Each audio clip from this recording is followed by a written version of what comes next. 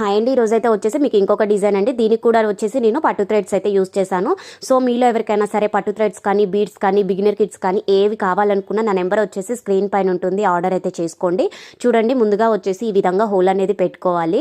పట్టు థ్రెడ్ అనేది మనము నీడిలోకి ఎక్కదండి, టేప్ అయితే చుట్టుకోవాలి. చూడండి, ఈ విధంగా హోల్ పెట్టుకొని శారీ పైకి అయితే నిదానంగా లాక్కోవాలి. కొన్ని శారీస్ ఏంటంటే మందంగా ఉండి అది పైకి రావడం అనేది కష్టంగా ఉంటుంది. కొన్ని శారీస్కి అయితే వెంటనే వచ్చేస్తుంది, కొన్ని శారీస్కి అయితే టైట్గా పట్టేస్తుంది.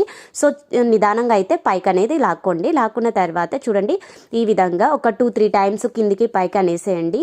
ఈ విధంగా అన్న తర్వాత మనకి థ్రెడ్ అనేది పైకి వస్తుంది. చూడండి, ఈ విధంగా పైకి వస్తుంది కదా.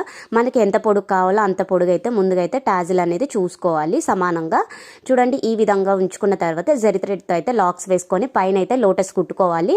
అండ్ లోటస్ అనేది మళ్ళీ థ్రెడ్ అనేది సపరేట్గా తీసుకోకుండా జరి థ్రెడ్తోనే ఎలా కుట్టాలనేది కూడా నేను మీకు క్లియర్గా అయితే చూపిస్తాను. టైం వేస్ట్ అవ్వదు అండ్ మనకు కూడా టైం అనేది కొంచెం సేవ్ అవుతుంది.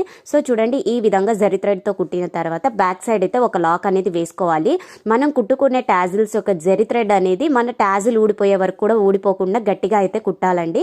ఎందుకంటే మళ్ళీ రిమార్క్ అనేది రాకుండా ఉండడం కోసం అనేసి.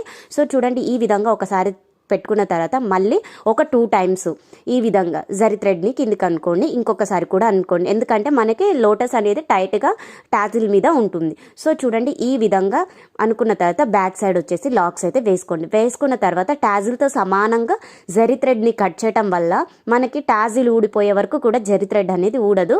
చూడండి, ఈ విధంగా కట్ చేసుకొని మనం ఈక్వల్గా అన్ని ఈక్వల్గా ఉండేలాగైతే కట్ చేసుకో. ఫైనల్గా ఫోటో కూడా యాడ్ చేస్తున్నాను.